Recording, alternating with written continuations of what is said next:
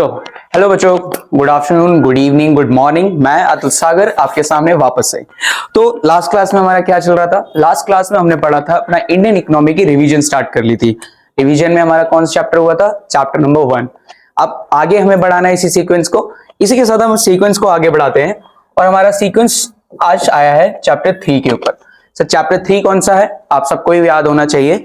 Sir chapter 3 है आपका LPG। Sir LPG यानी लिबरलाइजेशन, प्राइवेटाइजेशन एंड आपका ग्लोबलाइजेशन। ओके सर, ये चैप्टर है आपका, इसकी हम रिवीजन करेंगे। सर रिवीजन नहीं है तो ये नहीं कि हम सिर्फ इस चीजों को फास्ट फास्ट भगाएंगे या फिर हम सिर्फ फटाफट ये पढ़ा ये खत्म ये पढ़ा, नहीं। हम वही फॉर्मेट फॉलो करेंगे, क्वेश्चन उसका आंसर, क्वेश्चन उसका आंसर, और इस चीज को ज्यादा से ज्यादा जानने की कोशिश करेंगे। ठीक है, चलिए स्टार्ट करते हैं। तो लेट्स स्टार्ट विद दैट। तो बच्चों आपका चैप्टर नंबर 3 है। चैप्टर नंबर 3 क्या था आपका? सर चैप्टर नंबर 3 था हमारा LPG। क्या नाम था? Liberalisation, privatisation and globalisation. Sir liberalisation, privatisation, globalisation ये आपका चैप्टर था।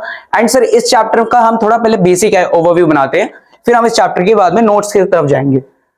Let's come back. सर एक पहले हम थोड़ा चीजों को एग्जाम्पल के तरीके से समझने की कोशिश करेंगे। जैसे आप बच्चे आप जानते हो कि जो एक छोटा बच्चा होता है, लेट्स स्टार्ट विद एक 5th क्लास का बच्चा है और ये उसके पेरेंट्स हैं। अब जब भी किसी बच्चे को कुछ भी करना है, इस बच्चे को मान लीजिए इसको कुछ खाना है या फिर सर कहीं इसको ट्रैवल करने जाना है, कोई भी चीज घूमने जाना है, घूमी करनी है। अब इन चीजों के लिए इसको क्या लेनी पड़ेगी अपने पेरेंट्स से? सर परमिशन लेनी पड़ती है। अगर परमिशन नहीं है तो आप ये चीज नहीं कर सकते, ये उस बच्चे को पता होता है। हाँ है ना? बिल्कुल सर, ये उसको परमिशन लेनी पड़ती है। अगर अब ये बच्चा थोड़ा बड़ा हो गया, सर बड़ा कितना हो गया? अब ये बच्चा 12th का है या फिर मान लीजिए बच्चा कॉलेज में है आपकी तरह, जब ये 12th में है और जो बाद में अभी आप जैसे 12th के बाद कॉलेज में जाओगे तो तब ये बच्चा है। अब क्या इसको परमिशन चाहिए? नहीं सर, परमिशन तो नहीं चाहिए। अब सर परमिशन चाहिए नहीं चाहिए? नहीं, बिल्कुल नहीं, परमिशन नहीं चाहिए। बट क्या सर अभी भी पेरेंट्स रोकने की कोशिश करेंगे? हाँ सर रोकेंगे, बट कुछ ना रूल्स बना देते पेरेंट्स कि जैसे अब तुम जाओ पर शाम को 10 बजे तक घर में वापस आ जाना या फिर रात में कम निकलो, ये सब चीजें। सर इसी चीज को ना अगर मैं आपको बोलूं कि यही आपके चैप्टर का बेस है, तो सर लिबरलाइजेशन भी कुछ इस प्रकार ही है। सर लिबरलाइजेशन कैसे होता है थोड़ा समझ लो। देखिए लिबरलाइजेशन होता है बच्चों कि ना जब किसी देश की गवर्नमेंट या फिर मैं अपने देश की गवर्नमेंट की बात करूं, इंडियन गवर्नमेंट क्या कर रही है? इंडियन गवर्नमेंट आपसे बोल रही है कि आप एक काम कीजिए, जो भी आपका वर्क है। सर वर्क क्यों बोल रहे हो? अभी के लिए वर्क मान लो, बाद में हम इस चीज को रिप्लेस कर देंगे। वर्क है उसको आप कीजिए अकॉर्डिंग टू यू। आप जैसे इस चीज को करना चाहते हो अकॉर्डिंग टू यू आप इस चीज को करते रहिए। बट सर ध्यान रखिएगा, क्या ध्यान रखिएगा कि ना आपको ना कुछ सर्टेन रूल्स का पालन करना है। Sir certain rules, sir for example let's say आपने जैसे थोड़ा बहुत चीजों को पढ़ा हो, जैसे हम किसी कंपनी को फॉर्म करना है तो आपको कुछ कंपनीज एक्ट के बारे में समझना पड़ता है और उसके कुछ रूल्स को फॉलो करना पड़ता है। आपके बिजनेस स्टडीज में क्लास 11 में आपने चीजों को समझा होगा। हाँ बिल्कुल सर, ऐसे ही हमारे लिबरलाइजेशन प्रोसेस में भी यही होता है कि एक इंडियन गवर्नमेंट ने बोला कि जो आपका वर्क है, आप कौन? सर आप हो इंडस्ट्रीज या फिर आपको मतलब आप कंपनीज हो, आप फर्म्स हो, सर आप बिजनेसमैन हो, ये सब लोग हो। आपको काम करना है, आप अपने हिसाब से काम कीजिए, बट हमारे कुछ रूल्स को फॉलो कीजिएगा। ये लिबरलाइजेशन है। Okay sir. सर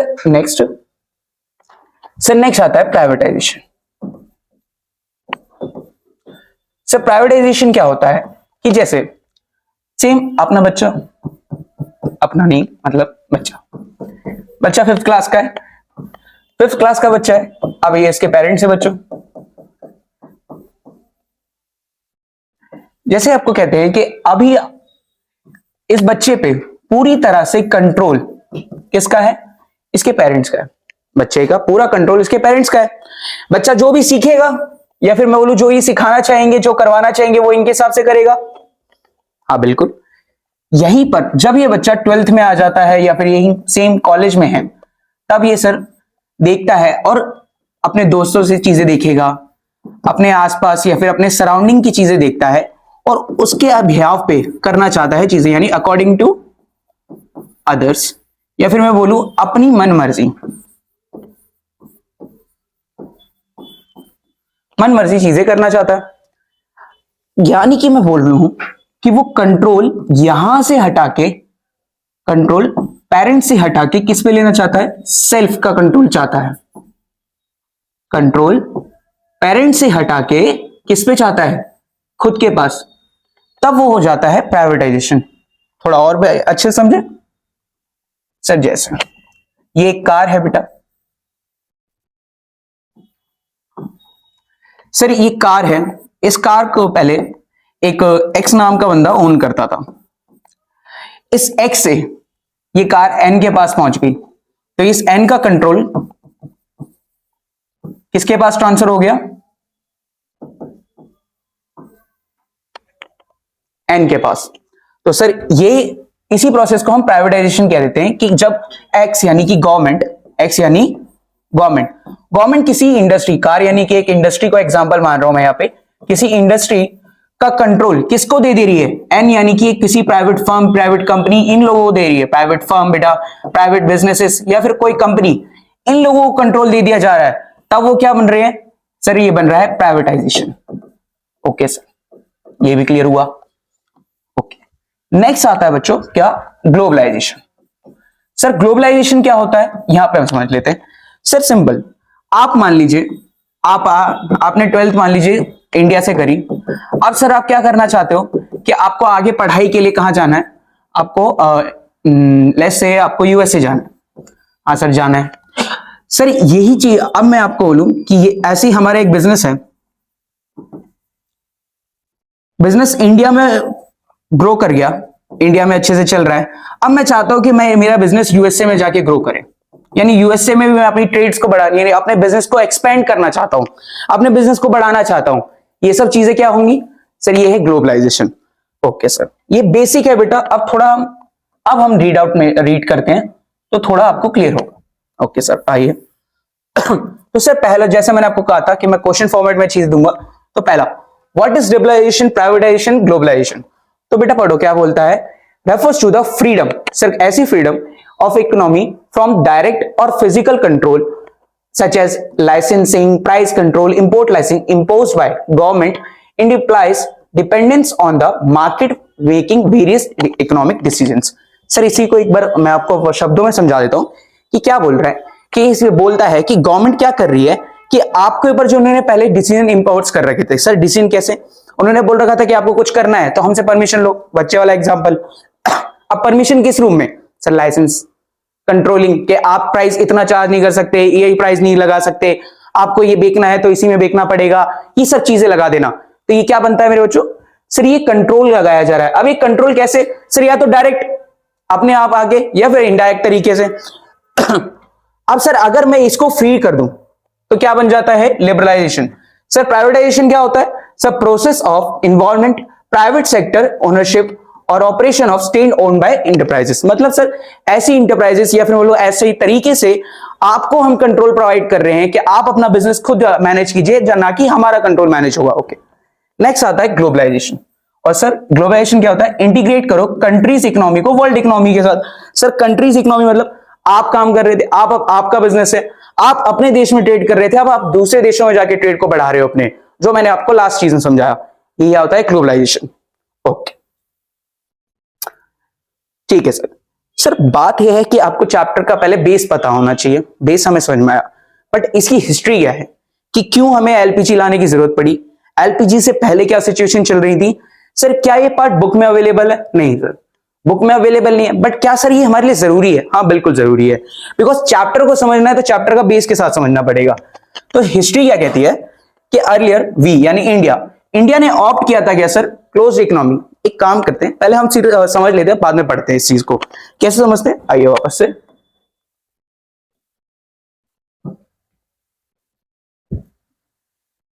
सर जैसे क्या था कि इंडिया में आपको बेटा बताता, मैं इस पूरे फेज को मैं डिवाइड करता हूं।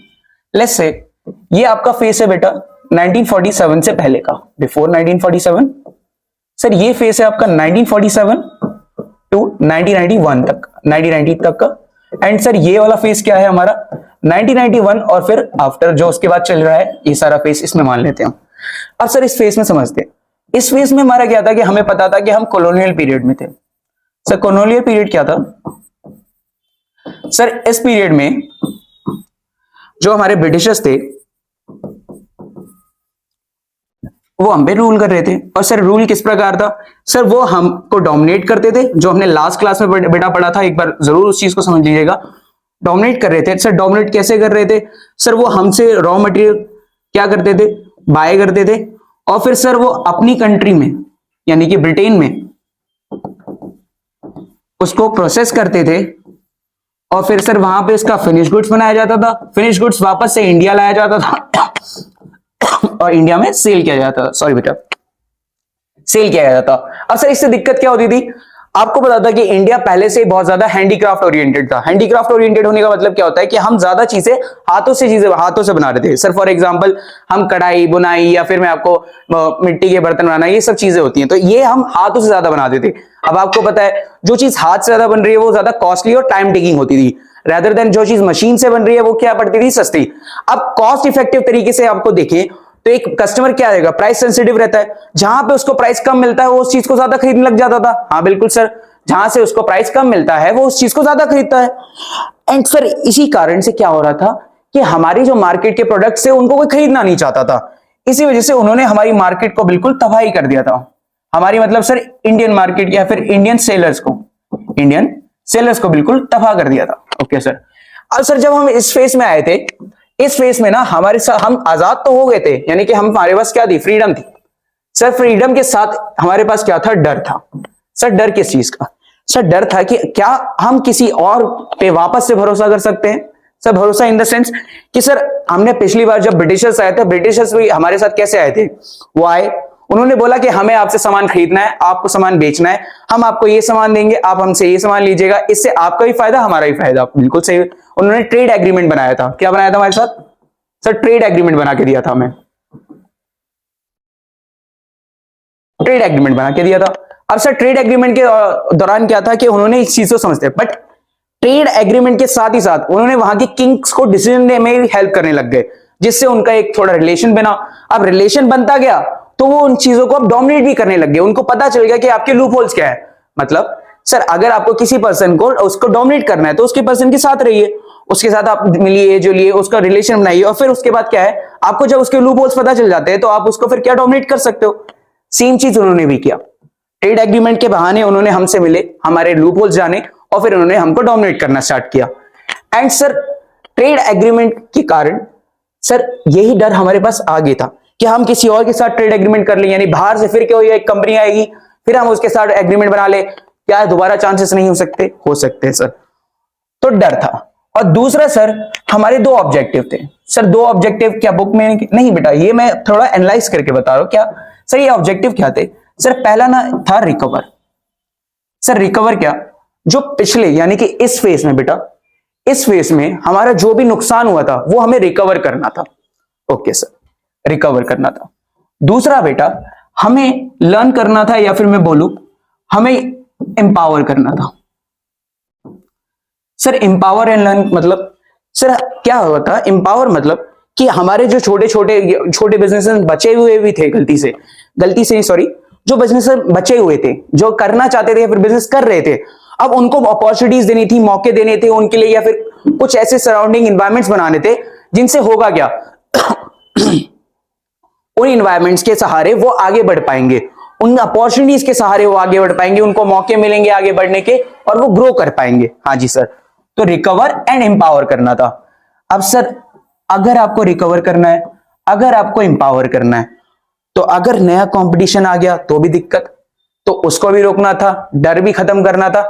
तो इन सभी कारणों को देखते हुए हमने क्या ऑप्शन चूज किया था, हमने सर ऑप्शन चूज किया क्लोज इकोनॉमी का।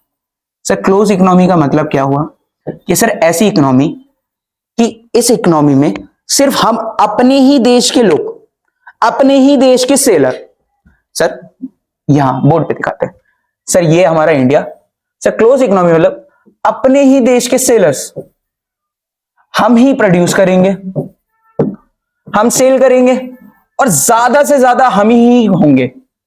सर कोई बाहर से मतलब मान लो यूएसए से कोई कंपनी आना चाहती है और वो यहां पे आकर ट्रेड करना चाहती है हमारे साथ।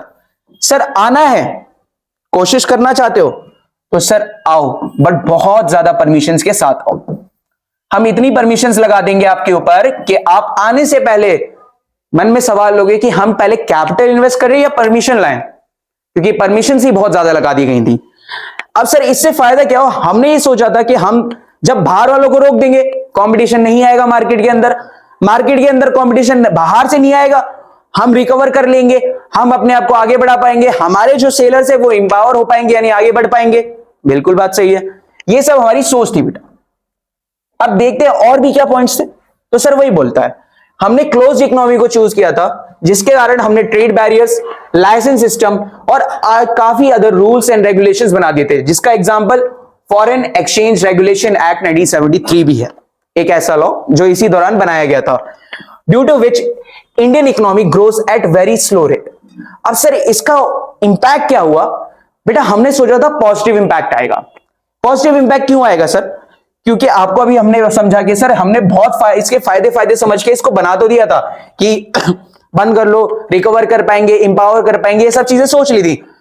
बट सर इसका क्या आ गया, इसके नेगेटिव इंपैक्ट आने स्टार्ट हुए। सर कैसे नेगेटिव इंपैक्ट, सर सबसे पहला नेगेटिव इंपैक्ट क्या आया, slow growth rate. Slow growth rate, sir ये कैसे ग्रोथ रेट स्लो है? सर बेटा आपको पता है कि आपको अगर रिकवर करना है तो उसके लिए पहले आपको वो चीज सीखी हुई होनी चाहिए। मतलब सर अगर अच्छे से रिवाइज करना है तो एटलीस्ट 1 या 2 टाइम्स आपने वो चैप्टर पढ़ा हुआ होना चाहिए। हाँ सर ये तो है, वही चीज यहां पे अप्लाई होती है कि अगर हमें इस फेस में रिकवर करना था, एम्पावर करना था, तो उसके लिए हमने पीछे चीजों को सीखा हुआ होना चाहिए था। बट सर पीछे तो वो हमें इतना मौका दे ही नहीं देते कि हम सीख पाए। सर पीछे कहां पे, एक सेकंड बेटा, ये पीछे बेटा इस फेस में, हमें इस फेस में चीजों को सीखे हुए होना चाहिए था अच्छे से, हमें आगे बढ़ने के लिए मौका मिलना चाहिए था। अगर ये नहीं होगा तो अभी तो हम आगे नहीं बढ़ पा रहे थे। ओके ठीक है, हमारा ग्रोथ रेट इसलिए स्लो हो गया था क्योंकि हम पीछे अच्छे से चीजें सीख नहीं पा रहे थे, तो हमारा आउटपुट भी अच्छा नहीं आ रहा था। ओके सर और क्या दिक्कत आ रही थी बेटा, आप देखो जब आपका ग्रोथ रेट स्लो है, आपका चीजें सही नहीं हो रही हैं, अब क्या होगा सर, अब है ना क्या हो रहा था, यहां देखो इन 1991 India's foreign exchange reserve only left with 1.2 billion dollars which can last up to 2 weeks। Sir ये हो क्या होता क्या है, एक सेकंड बेटा, 67 terms of gold plus arrange emergency fund. Sir होता क्या है, दोनों चीज समझा दो। अब देखिए सर इसके कारण क्या हुआ कि ना हमारे देश को, आपको ये जानना जरूरी है कि ना हर देश के पास क्या होता है सर, एक फॉरेन रिजर्व होता है। क्या होता है, फॉरेन रिजर्व। सर ये फॉरेन रिजर्व का काम क्या है, थोड़ा एक लाइन में अगर मैं समझाऊं आपको बेटा, तो ये होता है कि जैसे आप इंडिया में हो बेटा, इंडिया में कुछ बाय या सेल करना है या कुछ ट्रांजैक्शन होगी, तो ये ट्रांजैक्शन में क्या होगा सर, इस ट्रांजैक्शन में आप एक साइड से गुड्स या सर्विसेज जाएंगे, दूसरी साइड से आपको रुपी देना पड़ेगा। हाँ जी सर, या फिर कुछ कैश या काइंड, मैं अभी काइंड को हटा दे रहा हूं, मैं अभी रुपी को ले रहा हूं। अब सर यहीं पर मान लीजिए इंडिया को यूएसए के साथ ट्रेड करना है। अब सर मान लीजिए यूएसए ने अपने गुड्स एंड सर्विसेज तो भेज दिए, इंडिया क्या रुपी देगा इसके बदले में? नहीं सर, अगर एक इंडियन सेलर रुपी एक्सेप्ट कर रहा है तो वो इंडिया में ही है, बट क्या एक यूएसए सेलर भी रुपी एक्सेप्ट करेगा? नहीं सर, वो मांगेगा डॉलर, डॉलर यानी कि फॉरेन करेंसी। अब इस फॉरेन करेंसी को आप कब दे सकते हो, जब आपके पास वो होगी, और उसी को होने के लिए हम क्या मेंटेन करते हैं, अपने पास एक फॉरेन रिजर्व मेंटेन करते हैं, जिसका काम क्या होता है, ऐसी कई सारी एक्टिविटीज को हेल्प करने में। सर कैसी एक्टिविटीज? सर मान लीजिए आप हो, आपको बाहर किसी देश में डोनेशन देना है, आपके बच्चे को आगे जाके पढ़ाई करनी है बाहर देश में, आपको वहां जाके शादी करनी है, या फिर सर वहां से कुछ भी करना है फॉरेन में, तो वो सारी जो एक्टिविटीज है उनको सपोर्ट करने के लिए फॉरेन रिजर्व बना के रखा जाता है। अब सर ये कितना बचा था उस समय पे बेटा, ये 1990 में कितना बचा था, 1.2 बिलियन डॉलर्स के आसपास बचा हुआ था। एक मिनट फ्रेश फेस पे लिखता हूं दोबारा। सर पहला पॉइंट क्या लिखा हमने, sir slow growth rate.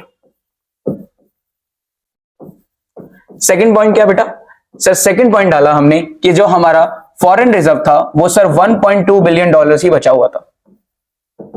Okay sir, okay next हाँ सर, नेक्स्ट बेटा, अब सर पैसे की कमी पड़ रही थी, इस कमी को पूरा करने के लिए हमने क्या किया, हमने सर लगभग 67 टन, कितना 67 टन ऑफ गोल्ड को क्या किया, प्लेज कर दिया। सर प्लेज मतलब गिरवी रख दिया, क्या रख दिया, गिरवी।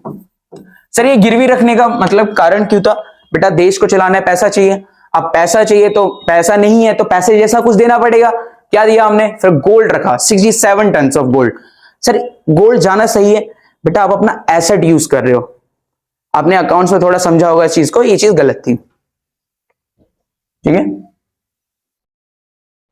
ओके इधर हम वापस आते हैं, next we were focusing on two things, that is to recover and empower to our industry for which we imposed many restrictions to trade with us in international market, but it resulted in negative way because before 1947 we didn't learn that much, so how to grow, जो मैंने आपको समझाया बेटा, हमने सोचा था कि हम रिकवर या फिर एम्पावर कर पाएंगे, बट हम करते कैसे, क्योंकि हमने पीछे चीजें सीखी ही नहीं थी।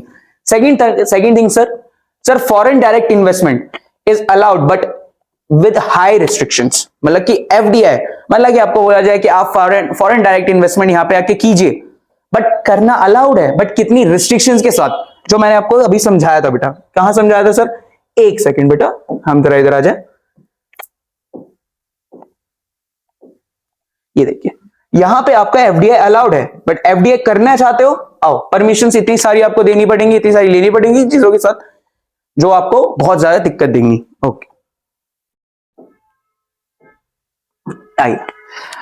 foreign companies such as IBM, Coca-Cola even exited 1977 due to ownership restriction। Sir कुछ कंपनीज आपने सुना है जो पहले से थी भी हमारे देश के अंदर, सर कौन सी, कोका-कोला, IBM, ये सब कंपनीज भी थी, बट सर ये कंपनीज रिस्ट्रिक्शंस को कवर करी या फिर बोलूं परमिशन लेके आ भी गई थी, बट दिक्कत क्या आ रही थी, बाद में इनको ओनरशिप की दिक्कत आने लगी, यानी कि कंपनी जो हमारी गवर्नमेंट थी वो चाहती थी कि हमारा स्टेक ज्यादा हो या फिर उनका स्टेक कम हो, ये सब चीजों की दिक्कतें आ रही थी, इस वजह से उनको छोड़ के जाना पड़ गया।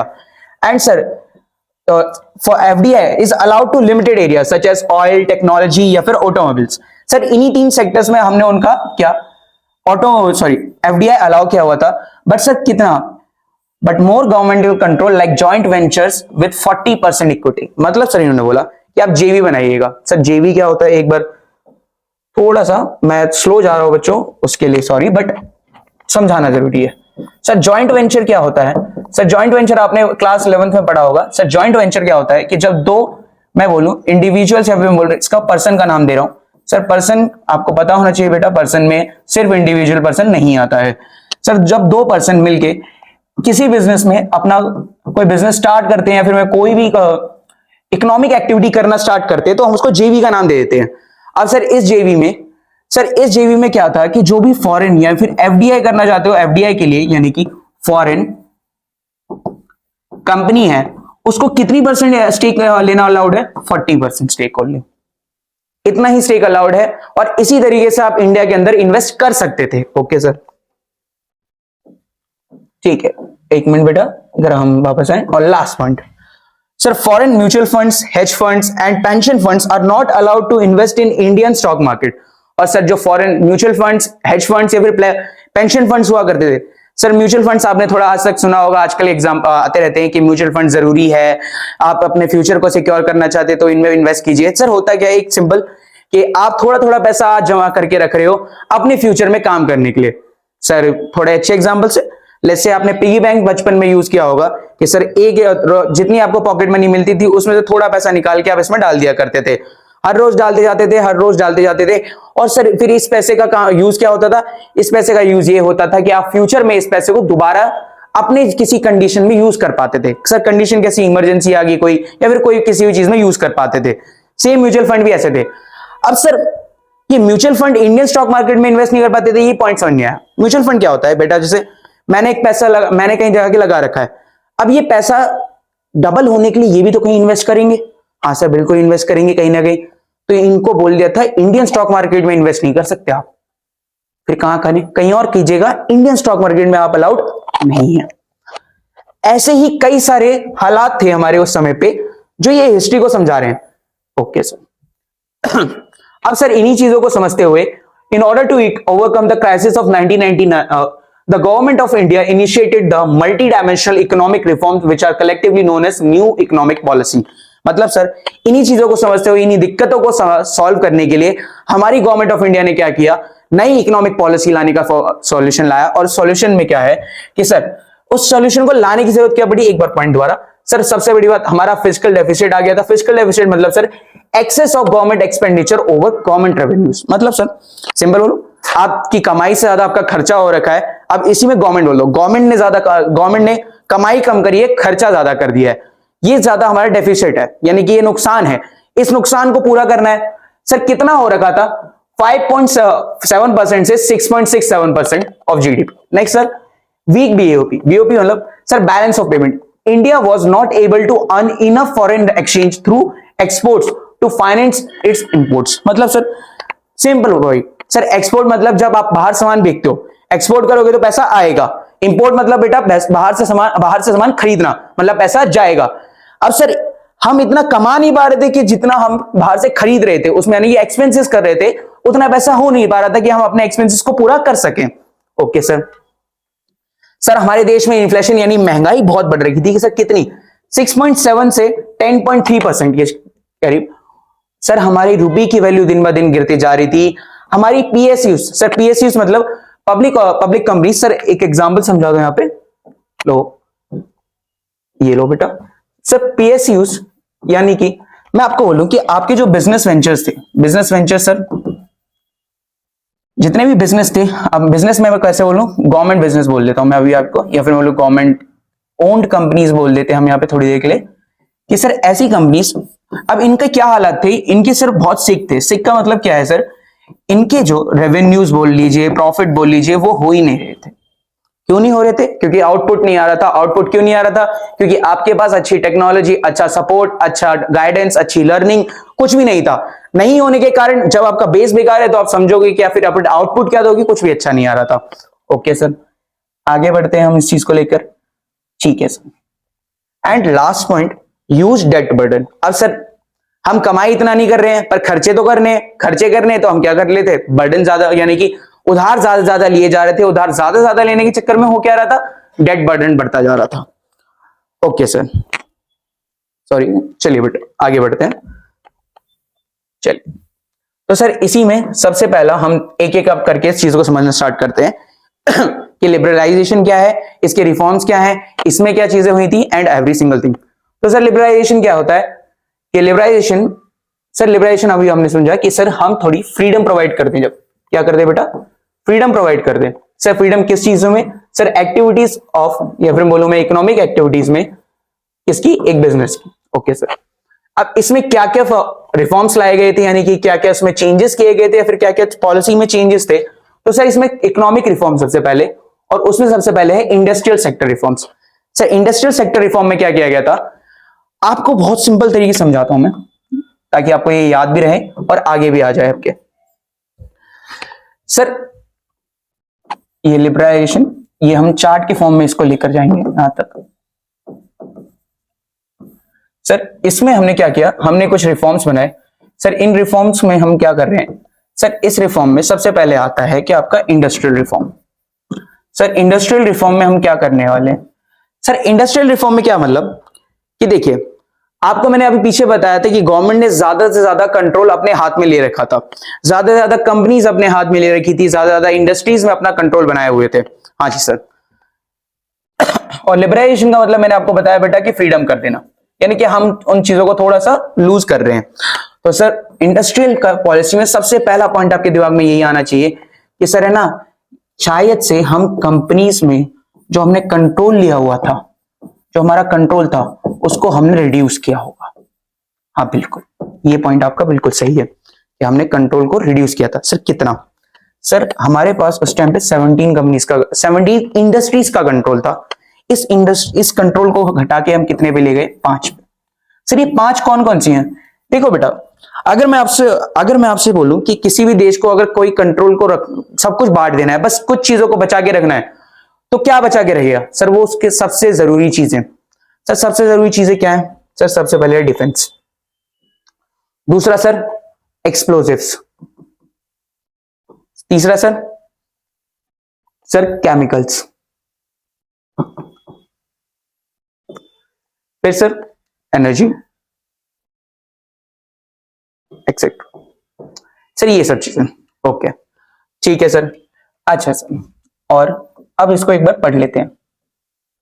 आइए सर यहां पढ़िए। Sir liberalisation means deregulation of industrial sectors, मतलब कि सर जो हमने पहले उन पे रिस्ट्रिक्शंस या फिर इंपोजिंग की हुई थी उन चीजों को हमने बंद कर दिया है, फिर कम कर दिया।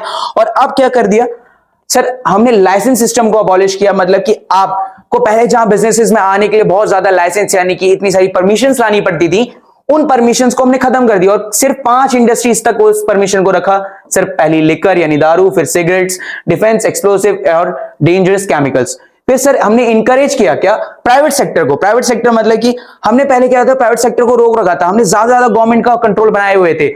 इससे को कम करने के लिए हमने प्राइवेट सेक्टर का कंट्रोल बनाने के लिए क्या कर दिया, हमने अपने लॉ टैक्स लॉस को कम किया, कहीं कंट्रोल किया, यानी उनको कम किया। कैसे कम किया सर, सबसे पहले अगर आपको टैक्स लॉ कम करना है तो सिंपल चीजें याद रखिए, आप टैक्स कम कर दीजिए, सिंपल। फिर आता है tax holidays. Sir tax holidays मतलब कि सर एक कुछ समय के दौरान या फिर बोलो इस समय में आपके ऊपर टैक्स बर्डन नहीं आएगा, फिर आपको टैक्स पे नहीं करना पड़ेगा। सर क्या ये हमें अभी समझने की जरूरत है कब कौन से दिन होते हैं? नहीं सर, ये अभी जानने की जरूरत नहीं है। क्यों? क्योंकि ये आपको टैक्स नाम के सब्जेक्ट में समझने का आएगा। Okay sir. फिर sir abolishment of quotas. Sir कुछ जगह पे ना कोटा सिस्टम भी चल रहा था।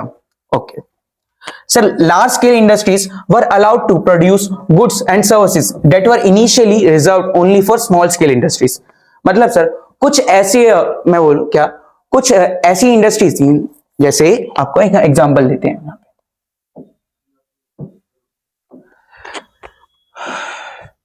सर जैसे ना क्या था कि मैंने आपको बताया कि हम अपने इंडिया के जो जितने भी स्मॉल स्केल प्रोड्यूसर मैं बोलूं या फिर मैं इसको बोलूं सेलर, ये कुछ भी मान लीजिए, इन लोगों को हमें क्या करना है, सपोर्ट करना है। क्या करना है मेरे बच्चों?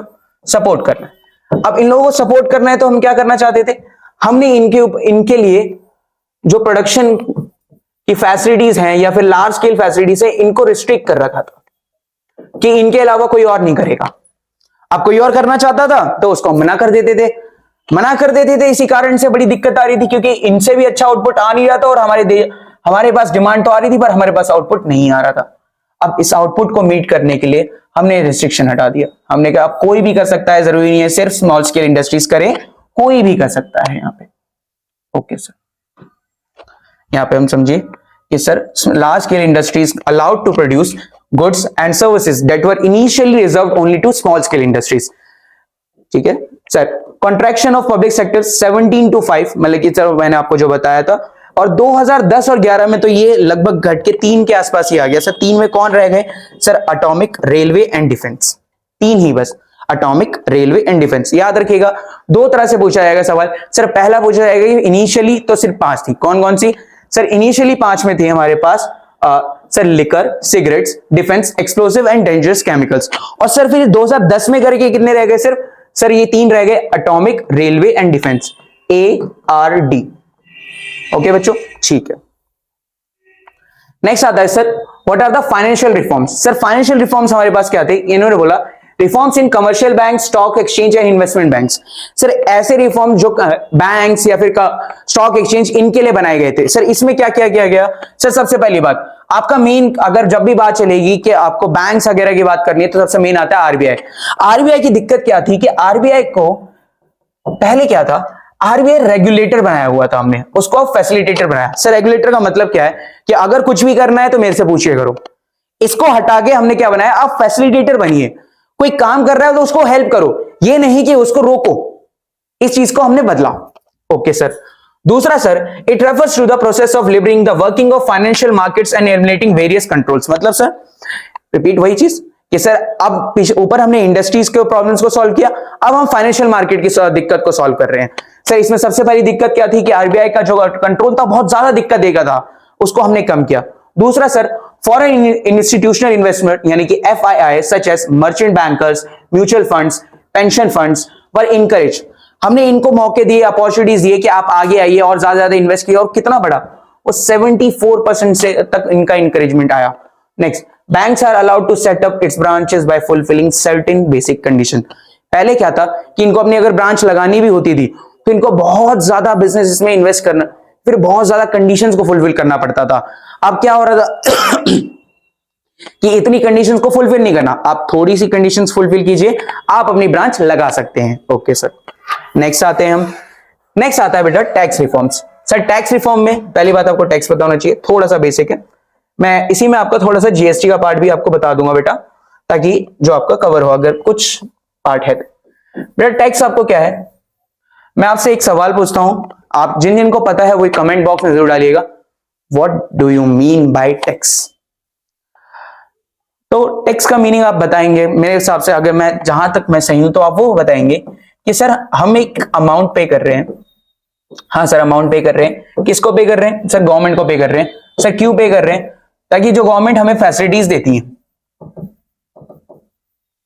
उसके लिए, गवर्नमेंट जो हमें फैसिलिटी देती है उसके लिए। सर फैसिलिटीज जैसे सर बस, रोड्स, ट्रांसपोर्ट फैसिलिटी और पार्क्स देना, हॉस्पिटल्स, स्कूल्स, और सर वो मैंने एयरपोर्ट, ये सब फैसिलिटीज। हाँ बिल्कुल सही बेटा, बिल्कुल ठीक है। बट अब दूसरा सवाल ये कि 2 बार टैक्स क्यों देना है बेटा? सर 2 बार, बेटा आपने पढ़ा हुआ है ना कि टैक्स 2 तरीके के होते हैं, एक है डायरेक्ट और एक है इनडायरेक्ट। हाँ जी सर, एक नाम से बोल देता हूं एग्जाम्पल के साथ। सर डायरेक्ट टैक्स में मान लीजिए आप इनकम टैक्स, और इनडायरेक्ट टैक्स का एग्जाम्पल ले लीजिए आप जीएसटी। तो बेटा 2 बार टैक्स क्यों? सर 2 बार कैसे है? अच्छा एक सवाल पूछूं बेटा, बहुत बेसिक सा। किसी भी ट्रांजेक्शन पे, सर ट्रांजेक्शन मतलब सेल, आप सेल कर रहे हो बेटा, लेट्स से 1000 रुपए की सेल है, तुमने 1000 रुपए की सेल करी, तो तुम ज्यादा कमाओगे या गवर्नमेंट ज्यादा कमाएगी? कॉस्ट मान लेते हैं हम, कॉस्ट मान लेके उस चीज को बनाने का खर्चा तुम्हारा टोटल आया 700 रुपए, 700 रुपए का तुम्हारा खर्चा आया। तो मेरा सवाल है कि तुम ज्यादा कमाओगे या गवर्नमेंट ज्यादा कमाएगी तुमसे? नहीं पता? अगर पता है तो जरूर कमेंट बॉक्स में डाल दीजिएगा, तब तक इधर देख लीजिए।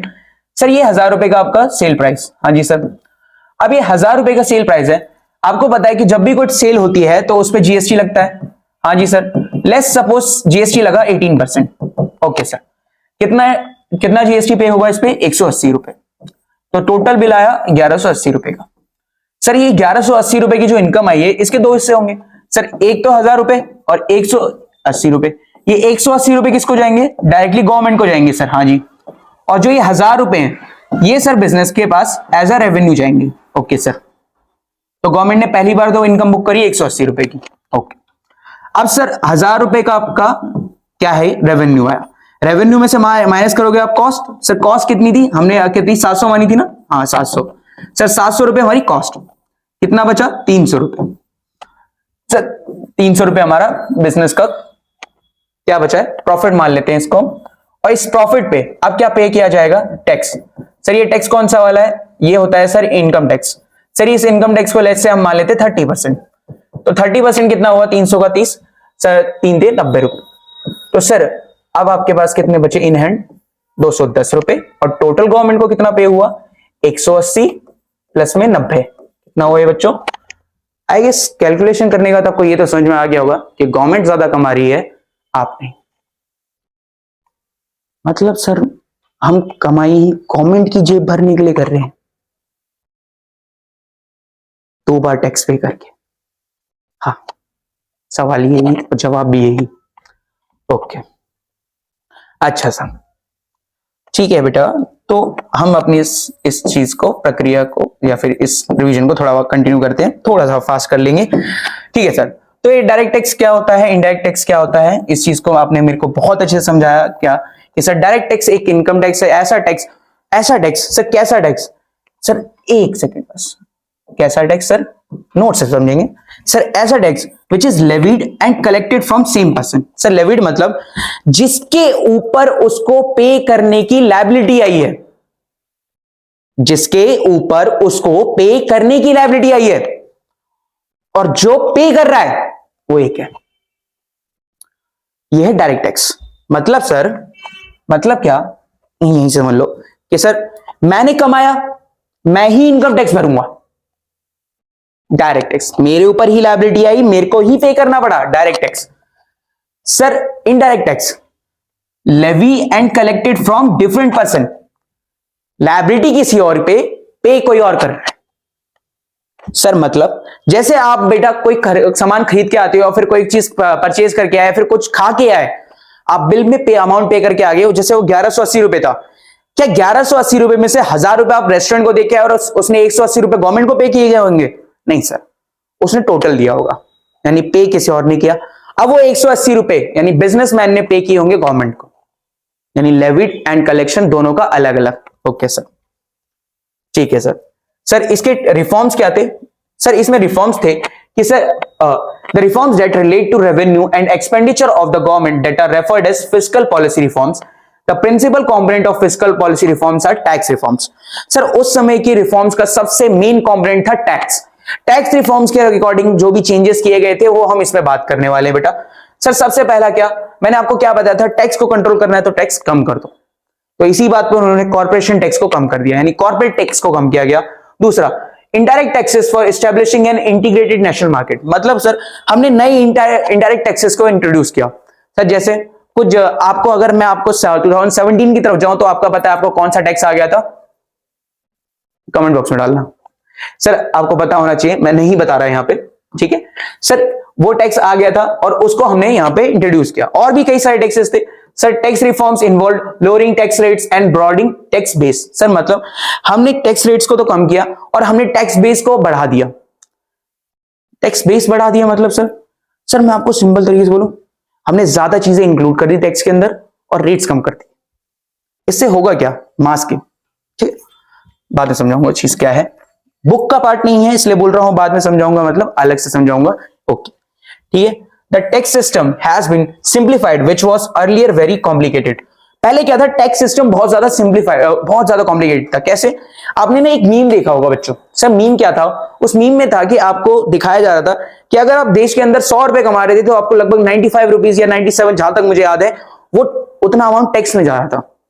सर ये बहुत पहले कॉम्प्लिकेशन था कि आप इतना कमा रहे हो और इससे ज्यादा तो टैक्स चला जा रहा है। अब वही चीज को यहां पे समझो, हमने उस चीज को सिंप्लीफाई किया। Okay sir. And last, foreign trade reforms. Sir foreign trade reforms मतलब कि हमने बाहर के लोगों को यहां पर इनवाइट करने के लिए क्या क्या चेंजेस किए। सर पीछे भी तो वही थे, यहां वो थोड़े एडिशनल वाले हैं बेटा। क्या? सबसे पहले it includes foreign exchange reforms and foreign trade policy reforms. मतलब सर इसमें इंक्लूड किया जा रहा है कि फॉरेन एक्सचेंज यानी कि आपकी करेंसी या फिर बोलूं बाहर से आप ट्रेड कैसे कर रहे हो, उन चीजों को इन्वॉल्व कर रहे हैं। सबसे पहली बात, हमने लाइसेंस रिमूव किया, हमने कोटा सिस्टम को रिमूव किया, हमने फ्लेक्सिबल एक्सचेंज रेट को ऑप्ट किया। मतलब सर पहले क्या था कि जो भी हमारी प्राइजेस थे, किसके sir? Prices of sir determining rate by the demand and the supply. Sir prices किसके? Sir prices of commodities, prices of currency, इन सब के प्राइजेस सर ये किससे डिसाइड होते थे? मैं मतलब गवर्नमेंट के द्वारा। मैंने बोल दिया कि इस चीज का प्राइस यही होगा तो यही होगा। आपको इससे कम में खरीदना चाहता है, इससे ज्यादा में खरीदना चाहता है, या फिर इसका होना चाहिए इससे कम में या इससे ज्यादा, नहीं हो सकता। हमने जो फिक्स कर दिया वो हो गया, वही प्राइस पे बिकेगा। सर इसका फायदा या नुकसान कुछ? बेटा फायदा भी होता है, नुकसान भी होता है। सर फायदा कैसे होता है? जैसे मैं आपको एक बेसिक एग्जांपल समझाता हूं। किसानों के लिए हम गवर्नमेंट क्या करती है, एक बेसिक रेट सेट कर देती है कि इनका फसल कम से कम इतने प्राइस पे तो बिकेगा, नहीं कोई नहीं खरीदता तो हम इस प्राइस पे तो खरीद लेंगे। ये फायदा है। अब नुकसान क्या? सर आपने कुछ समय पहले न्यूज देखी होगी, एक फार्म्स बिल करके न्यूज आई थी, और अभी रिसेंट में भी दिक्कतें आई थी कि सर किसान चाहते थे उनकी सारी फसलें इस रेट पे जाएं। अब सारी फसलें इस रेट पे जाने तो दिक्कत है इस मार्केट में, क्योंकि इतना पैसा थोड़ा है कि गवर्नमेंट के पास की सारा पैसा सारी उसी रेट पे फसलें खरीद ली जाएं, तो दिक्कत आती है। ओके सर, तो हमने इसी को फ्लेक्सिबल यानी कि हमने डिमांड एंड सप्लाई के हाथ में दे लिया, रादर देन किसके हाथ से निकाल लिया? हमने फिक्स एक्सचेंज रेट सिस्टम को हटा दिया। हमने बोला कि हम फिक्स नहीं करेंगे, डिमांड एंड सप्लाई फिक्स करेगी। ओके सर, यहां पे बेटा आपका लिबरलाइजेशन खत्म होता है। ओके सर, इसके आगे का पार्ट हम नेक्स्ट वीडियो में करेंगे। तो यहां तक के लिए all the best, God bless you, हंसते रहे मुस्कुराते रहें और आते रहें अतुल सागर क्लासेस में। जय हिंद, जय भारत।